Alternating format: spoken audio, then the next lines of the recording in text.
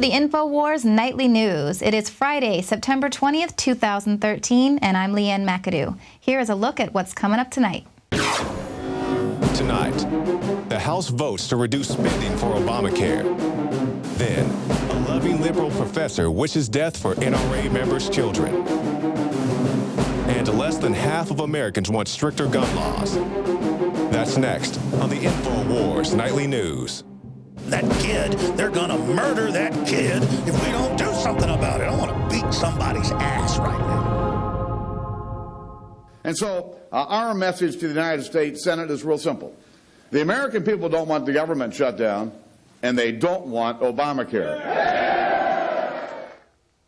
In a testament to real grassroots movements, the Republicans passed their funding bill today. It's going to keep the government open while shutting down Obamacare. Republicans said the move was designed to put some Democratic senators on the spot, naming several who are up for re-election next year. Democrats said the bill was an outrage that exposed Republicans' true intention of trying to force a government shutdown. This isn't a victory for the Republican Party. Their leadership wanted to pass a purely symbolic vote. This is actually a victory for we, the people.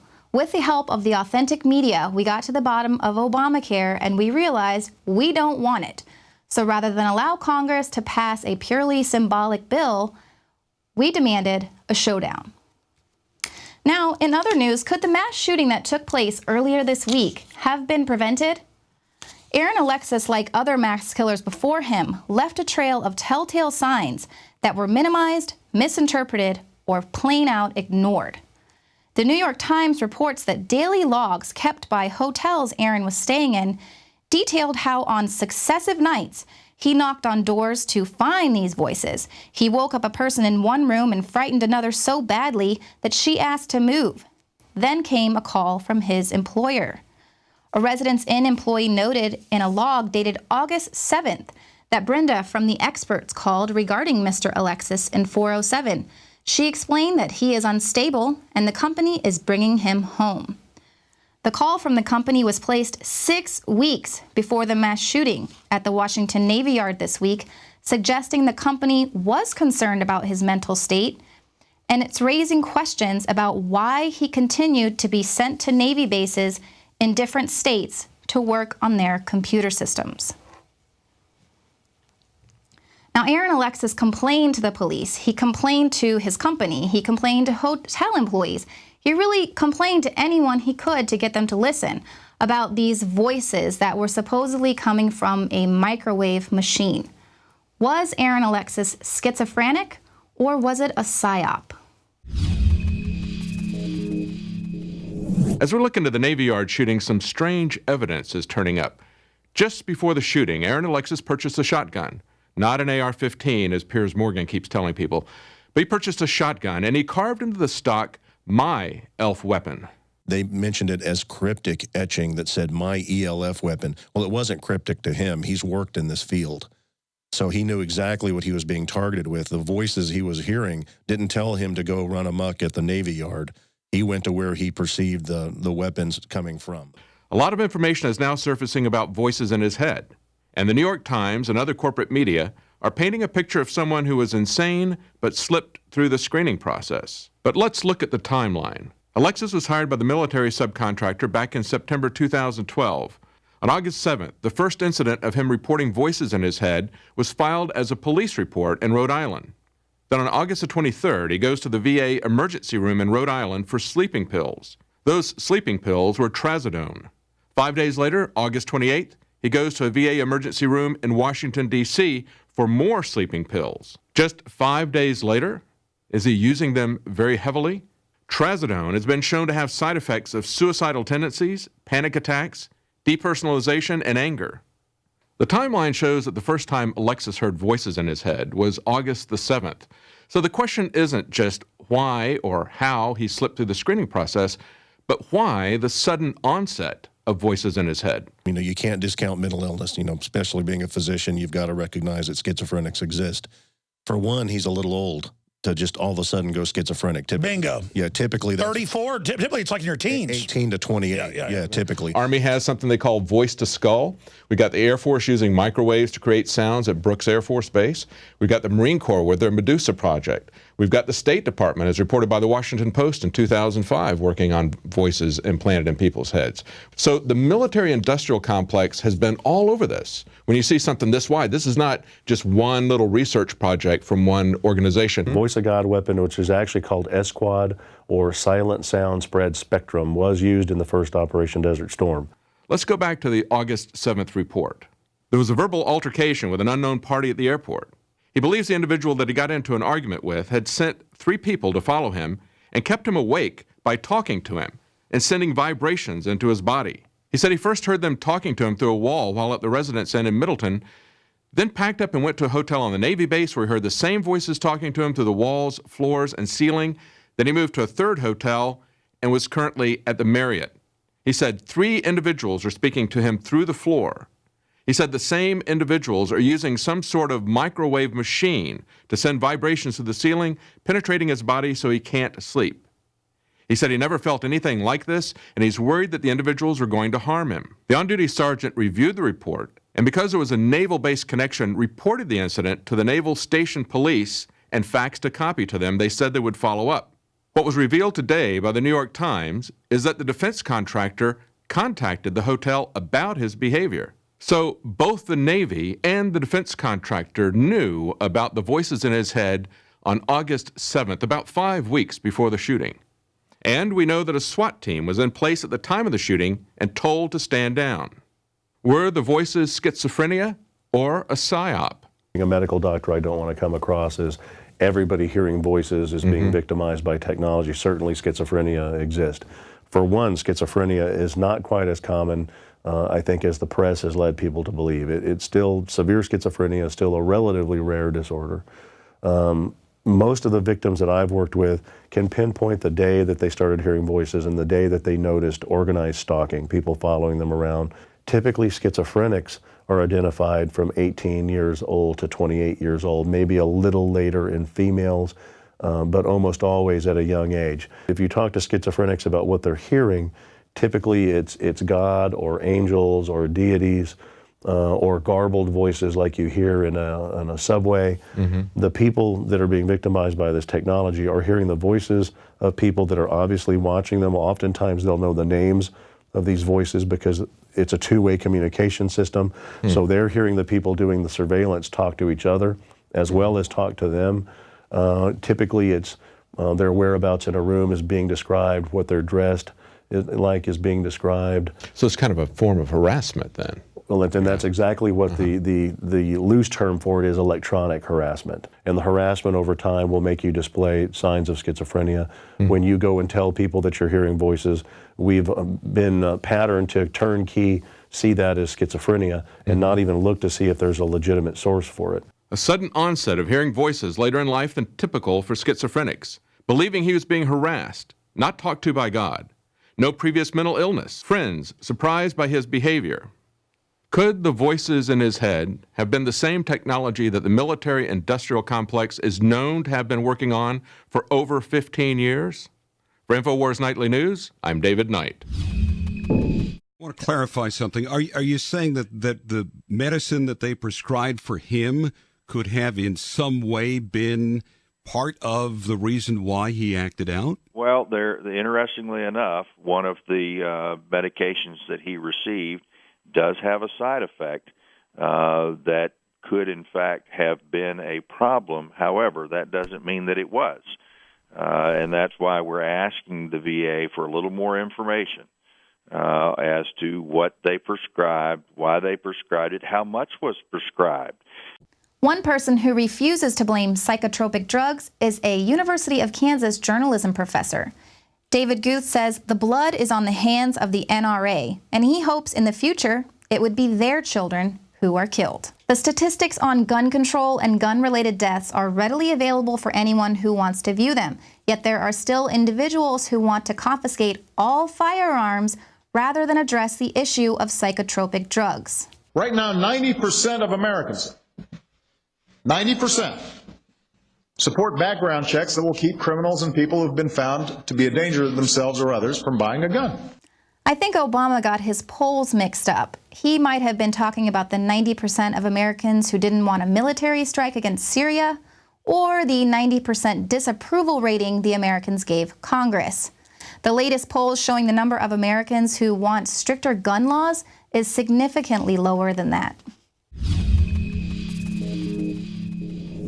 I'm Jakari Jackson with an Infowars news alert. The article on Infowars.com reads, less than half of Americans want stricter gun laws. In a poll conducted by Gallup, 49% said gun laws should be more strict, with 13% saying they should be less strict.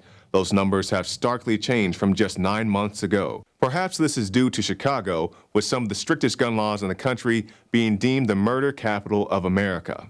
I've been to numerous gun rallies, both for and against stricter gun control, and I find that the majority of passersby are either content with the current gun laws or just impartial one way or the other. You see these guys walking around with their firearms, right?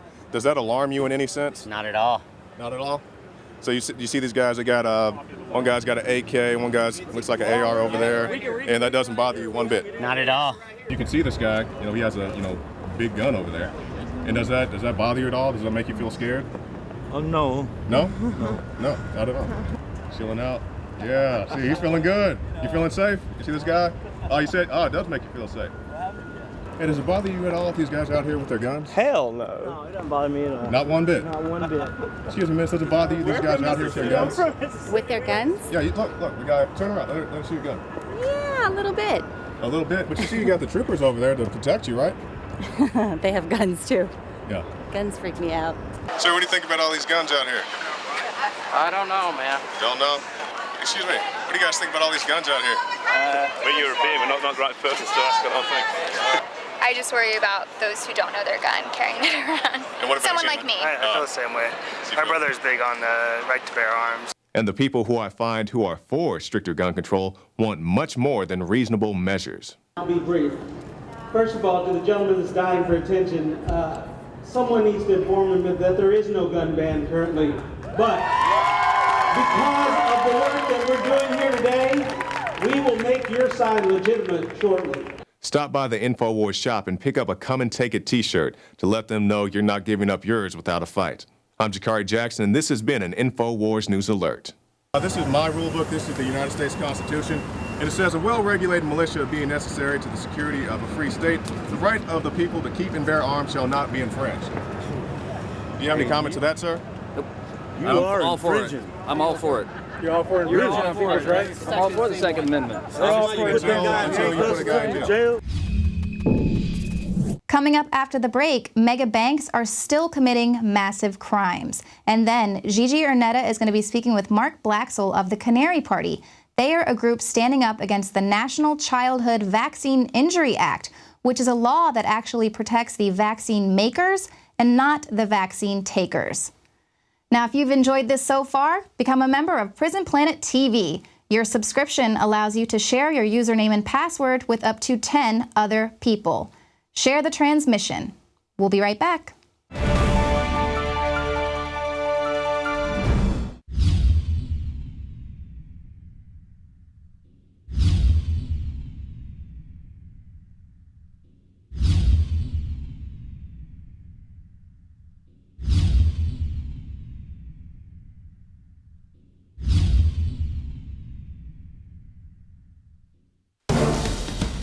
The Alex Jones channel is the official page of the InfoWar.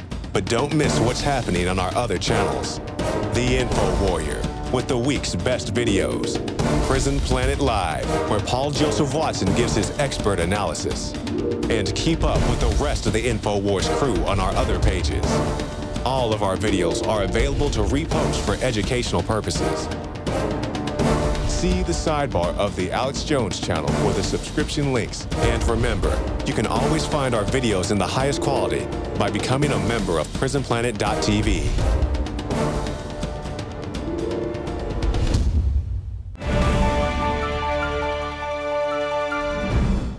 It's been 5 years since the financial crisis and that big banker bailout. Well, big banks are still committing massive crimes, and you won't believe this list. Laundering money for terrorists, funding the Nazis, engaging in insider trading of the most important financial information, pushing investments which they knew were terrible, and then betting against the same investments to make money for themselves. Yet Ben Bernanke decided yesterday to continue pumping $85 billion a month into the economy. Here's what Ron Paul said about it. But I think it's a major admission by Bernanke that things aren't good. He's literally saying we're in bad shape. To solidify just how powerful our voices are when we actually exercise our First Amendment, it was public outrage that forced this mayor to kill his plans to fly the communist Chinese flag over City Hall. It was San Leandro City Councilman Benny Lee's idea to fly the Chinese flag on October 1st, a tribute to China's National Day, and a way to signal to Chinese investors that San Leandro wants their business.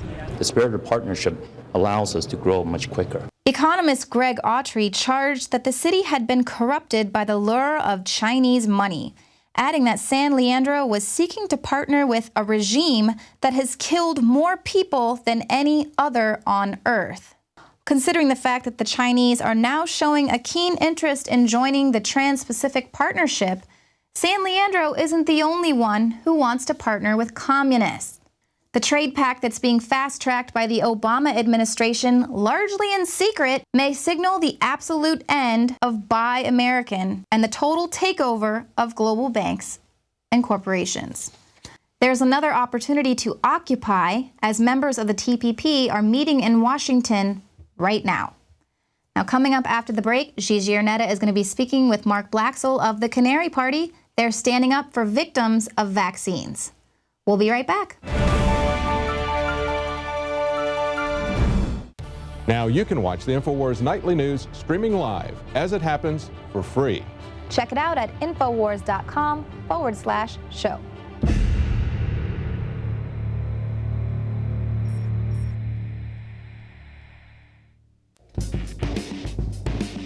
Infowarsstore.com, a conscious and involved distributor of independently made products that support a healthy and aware community. Dive into cleaner waters with your own ProPure system and Pro 1D filter. Save 10% with the promo code WATER.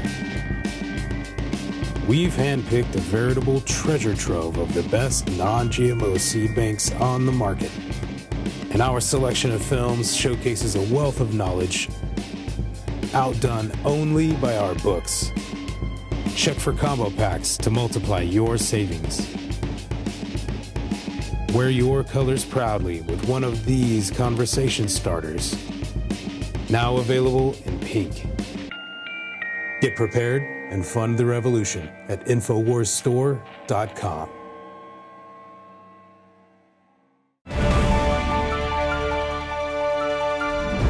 Today, Mark Blaxill joins me to talk about canaryparty.org.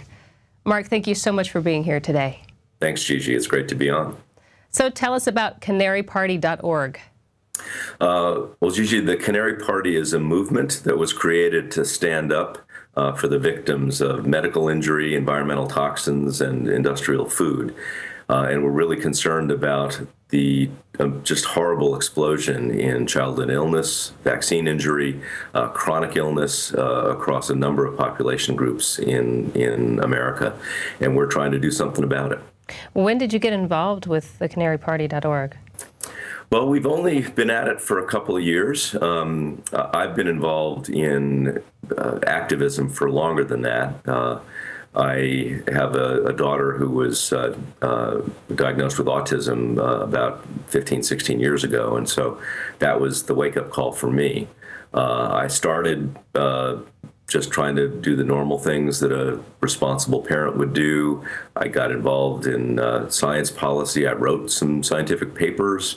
I ended up writing a book on autism called The Age of Autism. Then we started realizing that information is the battlefield. We started our own blog called theageofautism.com. And then I think increasingly realized that these issues aren't about the science, they're about politics.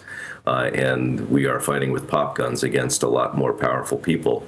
And the only thing we can do is recognize that it is political and to try to mobilize politically, mobilize at the grassroots. There are a lot of us, and try to recognize the nature of the struggle that we're in. So that's how we started the Canary Party.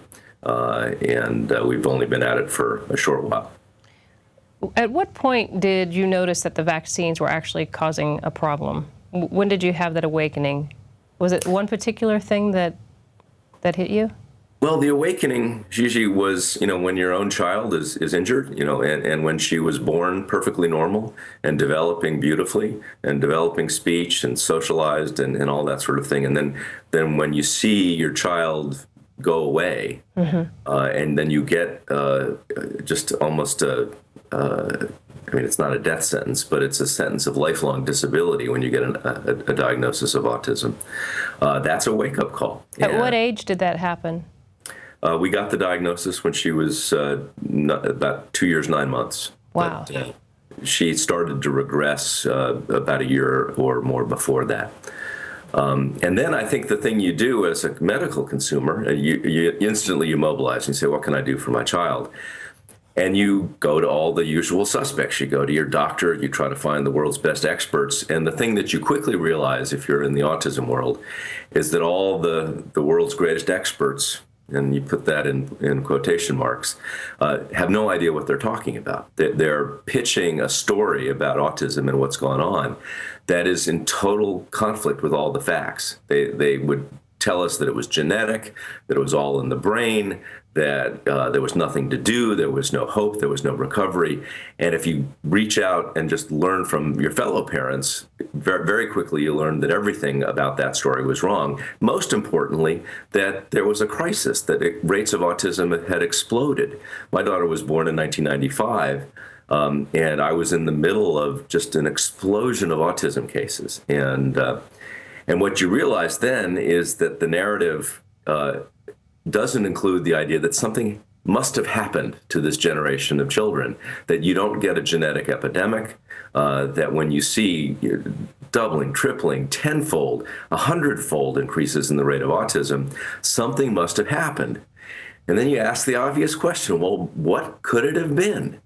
And the thing that you quickly realize is that around 1990, shortly before, which is when the rates of autism went up, that's when they took the product liability shield, or they imposed a product liability shield onto vaccine manufacturers, and the vaccine schedule, the mandated vaccine schedule, took off.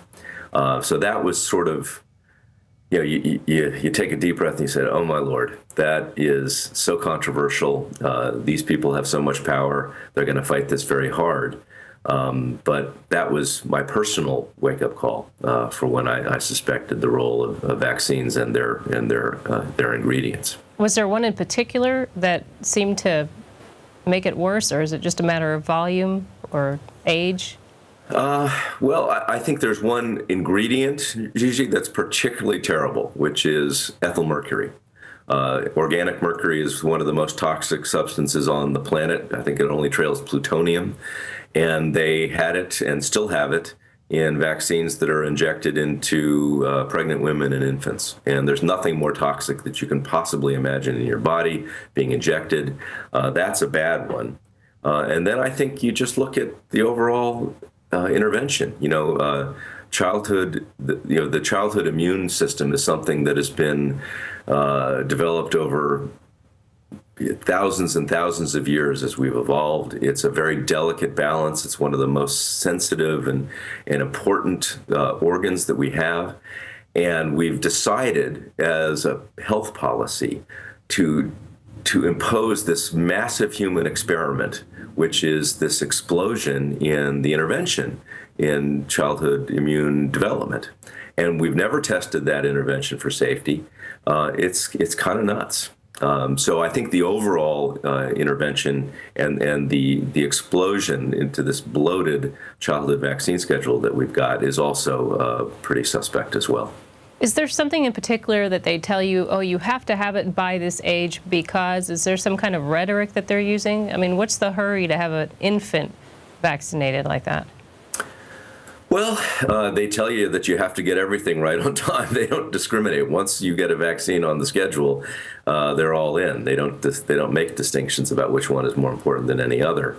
I think that that there are some vaccines that are important. I am not, an anti-vaccine person. I believe that vaccination probably ought to be rare but safe. And I think a lot of the things that we vaccinate against don't really require vaccination. But one of the ones I like, for example, is the rubella vaccine. If we had circulating rubella in the population, a pregnant woman who is infected with rubella will pass on some real risk of chronic disability to their unborn child. And so I think rubella vaccine is an example of a good vaccine. But there are a lot of them that are just nuts. But the public health authorities defend all of them as if every one of them is just the greatest gift to mankind. Well, first of all, what is the excuse that they're saying they have to have mercury inside of these vaccines? Has anyone actually confronted them legally with this is mercury, it doesn't need to be in here? Has that happened? Well, I think it's basically cost saving. Mercury is a preservative, and it allows you to have jumbo packs of vaccines so that you can reduce the packaging cost. Yeah, but you could have a jumbo pack of plutonium. I mean, it doesn't mean it's right for the child. Of course, it's ridiculous to have it. But the thing that's happened, Gigi, is that since we've protected all these vaccine manufacturers, we don't test these safety issues in a regular court of law. We test them in this program called the Vaccine Injury Compensation Program, which is a government program run by not by judges, but a beast called a special master. The Department of Justice defends the government program, and all of the normal protections that a normal consumer would have in a court of law are compromised in this program. It's a broken and abusive program, and we need to roll it back. And how do we do that? Well, a first step is that I think there's growing recognition that the program has veered wildly away from its original intent in Congress. And I think you can take issue with the law, and I do think the law that was passed back in 1986, the National Childhood Vaccine Injury Act that created the VICP, was a mistake. But I think it's clear that back then there was a very noble intent among the authors and the congressional sponsors of that program. So I think there's a widening awareness that program is seriously broken. And in November, we're all looking forward to a congressional hearing into the functioning of the Vaccine Injury Compensation Program. That hearing's being held in the House Oversight and Government Reform Committee. And so we're hoping that we'll be able to shine a light on the abuse that we see in the program, the fraud, the cover-up that we see among the bureaucrats that run the program, and the cost that that's imposing on American society more broadly.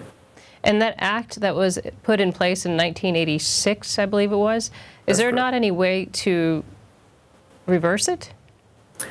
Well, like any act of Congress, you can be repealed, it can be reformed. I think the first step is to really investigate what the problems are with this act and shine a light on the people that have been running it.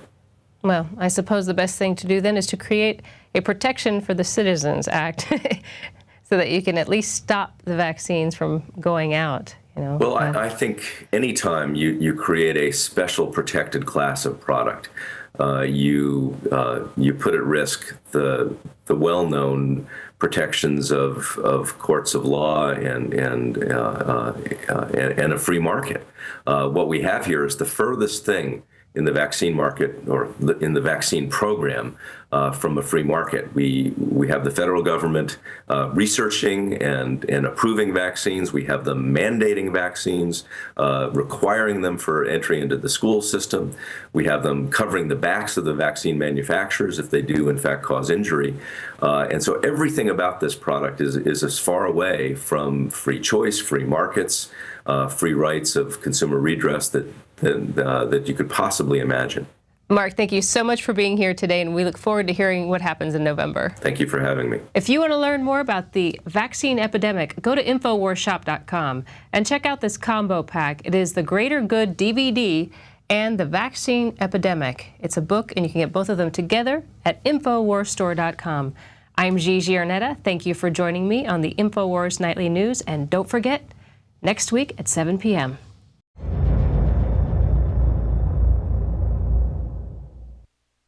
Now you can watch The Alex Jones Show live as it happens at Infowars.com/show. You'll find links to all of our content there and a free 15-day trial for Prison Planet TV. More than 60 movies and documentaries all in one place at Infowars.com/show.